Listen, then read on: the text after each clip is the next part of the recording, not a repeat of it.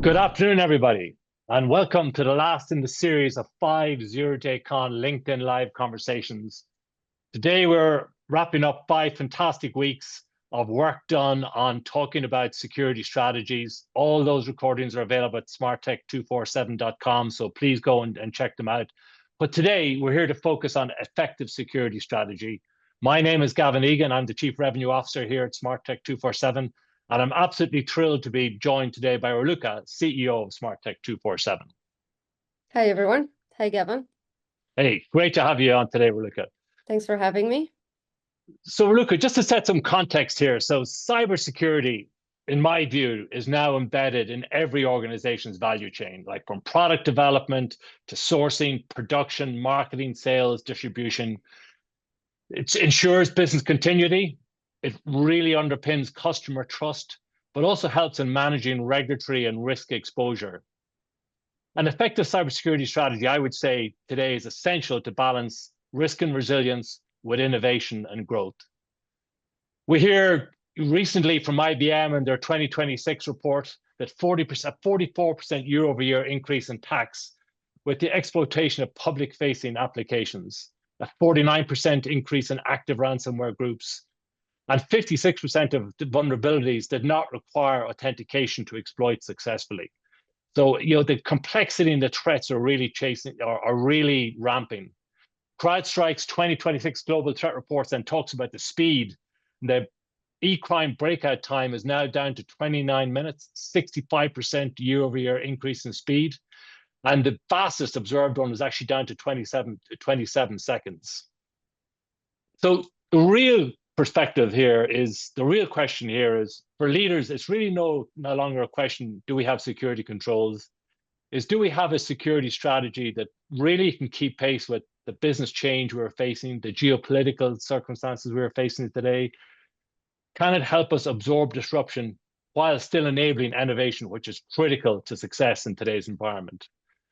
So, Raluca, just kicking in on specifically effective security strategy, given your experience as CEO of a high growth company, but also the unique perspective you bring, given the conversations you have with our customers and prospects, when you strip it back for the audience, what actually defines an effective security strategy? I do think it's such a crucial topic, and there's so much complexity right now, and there's so many things that a security team have to do on a daily basis that sometimes you need to think about it in simple terms as well. And it really comes down to a simple mindset, knowing what you're actually protecting and understanding how your controls map to how attackers operate.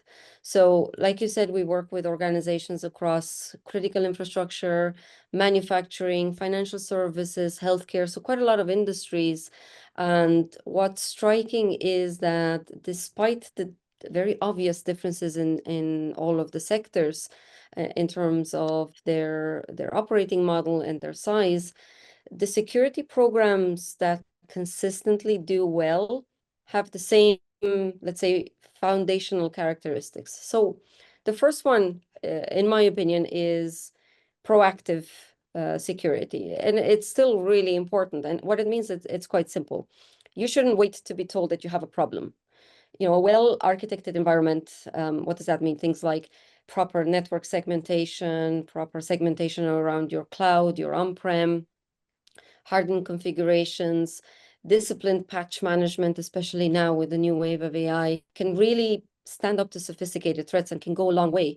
Really importantly, it can reduce the blast radius as well. So, when something does get through, and it happens all the time, the attacker's ability to move and to escalate and to reach your critical systems can be significantly constrained and reduced by how well you've built the environment. So layered security can make a huge difference. Secondly, is something that has surfaced quite a lot in the last 2 years and is growing continuously, and that's identity and also the human layer. I keep coming back to identity because a lot of the breaches nowadays involve a compromised identity at some stage of the attack chain. 60 to 70% of the threats that we investigate in our security operations centers are identity-related threats. And if you think about it, it really isn't a technology problem. It's a governance problem. Who has access to what? Why do they have access? How are we reviewing that access? Is it still appropriate? And remember, you have third-party access in there. You have service accounts that are really difficult to manage as well. So the problem can only gets bigger. How far do they go once they have the access to an environment? And this is an area that has fundamentally changed. If you couple this with social engineering, which has always been the kind of path of least resistance for attackers, the problem gets bigger. Because what we're seeing now is traditional defenses against it, the typical ones, awareness training, teaching people how to spot a suspicious email, recognizing a phishing attempt, that these are becoming a lot less reliable. And the reason for that is the quality of the attack has improved dramatically. AI has been a huge driver of that. So we're now dealing with communications that are grammatically perfect, contextually aware, a lot of really targeted communications. For example, in our organization, our employees receive emails from me, but it's not me, to their personal email addresses. How does that happen? Well, they see on LinkedIn that they've joined the company, and they use data that has been previously scrapped from LinkedIn to conduct these attacks. Mhm. And it's very difficult to fight against that. We're now seeing cases where they're using voice and video that is indistinguishable from a colleague or a senior leader. So the human layer is under a lot of pressure, more pressure than it's ever been. And my opinion is that if you're still relying on user awareness as your control against social engineering, you're exposed, and it's inevitable. You can't train your way out of this problem anymore. You need security technical controls that reduce that blast radius that we were talking about, so that when a human makes a decision under sometimes impossible circumstances, because the attack was convincing enough, that they can't get too far. So you need MFA, you need conditional access policies, you need privileged access management, you need zero trust principles, and you need to be detecting insider behavior. And that's what can help to limit that damage. The third pillar is threat intelligence. Threat intelligence is so important, and especially how you make it operational. So an effective part of your security strategy needs to be recognizing the gap that you have between what you're getting from a threat intelligence perspective and how you're making it operational.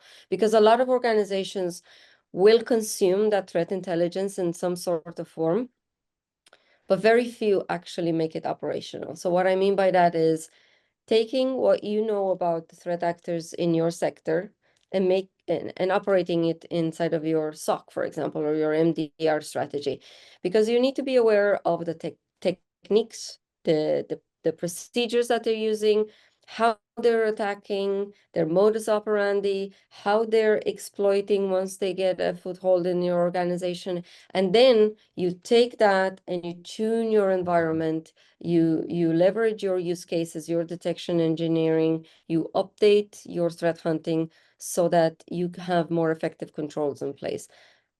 Nowadays, with all the geopolitical threats that we're seeing, this is so important for a lot of organizations to do. And some of the more successful programs that we've seen use that threat intelligence really, really well. The fourth consideration, and this is really important nowadays, is looking at your operational resilience. I really mean this in the full sense, because it's not enough just to look at disaster recovery, and it's not enough to look at your backup and your restoring, but have you mapped your critical dependencies? Do you know which systems, which processes, which third parties you have in place that if they got disrupted, it would genuinely threaten your ability to continue to operate? What does it cost? Are you talking about it with the board, and have you tested the response? actually testing it, you know, under pressure with the right people in the room, because organizations that can handle major incidents well are almost never really the ones with the most sophisticated technology. They're the ones that have practiced, and they're the ones that know their environment, that know their tolerance, and where leadership is really engaged, you know, to make fast decisions and under pressure, because these environments are under constant pressure, especially when you're facing a big attack. The last principle that I want to talk about is really around, and this may sound a little bit controversial, it's really important not to let your technology strategy dictate your security strategy. What I mean by that is, so many organizations end up with this very complex security program that's shaped by the tools that they've bought rather than the outcomes that they need. So what happens then is you end up with visibility gaps because your tooling doesn't cover certain parts of the environment. You don't have the right telemetry. You have a lot of noise, and you haven't hired, you know, your engineers, those technologies, and they're very difficult to manage. So you're not getting the outcomes that you need. You know, you need to be looking at your visibility really well. You need to connect the dots between the technologies. You need to look at your detection engineering, your playbooks, that actually reflect the threats that you face. Technology is in service of that. It's not the other way around. And actually, this is where strong partnerships also matter a lot, because you need to be trusting your vendors, you need to strategize with them, you need to talk to your managed service providers, your supply chain, and they can really help to navigate those complexities well. And I know I've mentioned 5 and I've given you the 5 examples, but there is a new really important consideration nowadays, which of course is AI, and it is becoming the new frontier of cybersecurity. It's something that we will be talking a lot at ZeroDayCon about. And you cannot build an effective security program without considering the impact of AI. Your organization will be introducing LLMs, agentic AI operations, and it will become a core part of your infrastructure. So it needs to be considered, it needs to be protected. And I'm going to leave it at that, because I do want to see everyone at ZeroDayCon and share all of these insights with you on the 29th of April. Look at fabulous. Thanks for that. I mean, I think I love it. Resilience, cybersecurity resilience really depends on having the right strategy in place. And I think the 5 kind of points you raised there are absolutely perfect. And I think, you know, the parallel between the blast radius, as you talk about, and resilience, that's critical, right? Because, you know, the assumption we should make is you will be breached, right? Is the question is how you can control that, how you can recover that. So, yeah, so I absolutely love it. I absolutely believe, though, today, you know, and I talked earlier on about this, we've got unparalleled complexity, right? We have got a threat landscape that is just absolutely escalating, and you talked about the geopolitical situation at the moment. And meanwhile, we see the cost of breach is increasing, so the stakes are never higher, right? And in this, you know, definitely is my belief in this instance, your partners, as you talked about, are absolutely critical from that perspective. Can you talk about, as an MDR provider, how can you really play and contribute in that space? I think it's really crucial because it helps to close the gap between what an organization's security strategy says on paper and what actually happens at 2 o'clock in the morning when something fires. And that gap is where most organizations are genuinely exposed. Not necessarily because the strategy is wrong, but because executing it requires a capability that's really hard to build and sustain in-house, like I mentioned earlier. So let's talk a little bit about what that is. The skills required to do modern threat hunting, detection engineering, active incident response, they're scarce, they're expensive, and they can walk out the door. And a lot of organizations, including really well-resourced ones, can't maintain a 24/7 team that has that depth of expertise without a partner. And it's a complex strategy to implement. It costs a lot, and you have other things to worry about. You know, it could be that it's not your main business. And so the first thing that you might do is look for a partner that can help bridge that gap. And the great thing about it is that you get experienced eyes on your environment, and that's around the clock, and that's from people that are doing this every single day across hundreds of environments and not just your own. So it does help with your strategy, and it does help with your resilience posture as well. Like we said before, it's not just about recovery planning, it's about detecting fast enough, responding fast enough, limiting that blast radius. And when you have that effective MDR in place, that is where you can really start seeing a difference. You know, it's a difference between having a resilience plan on paper and something that's tested continuously, that you can confidently take and bring to the board to say, we know that we can detect within 10 minutes or within 15 minutes. This is what happens. This is how we're able to contain it so that it doesn't spread. We've tested this and these are the results. That gives you confidence then to say, I've got an effective security program in place, and I can now go and focus on my main business. I absolutely agree. And if you even think about it, 0 day, and we're going to talk about ZeroDayCon in a few minutes, but in the cybersecurity space, we're obsessed with the concept of 0 day attacks, right? But if you turn that around, you think it like when you have a first time attack, right? You really don't want it to be your first rodeo, right? You want to be talking to people, a team who have the processes, the skills, the technologies, who've done there before, they've been there, bought the t-shirt, they know what to do, and they can talk you through that. And as you kind of really well articulated on, like, just reduce that blast radius, right? And I think the other area that you really talk about is that that concept of partnership, right? So it's about monitoring, alerting, detecting, responding, but it's also being that partner to really help the customers on their security journey to improve their security maturity. But Absolutely. also when the board jumps in and says, I need a report on this, or I need how we're doing on that, how we're doing against NIST2 or DOR or whatever it is, the MDO partner's got your back, right? Absolutely. And we're seeing it even now, right?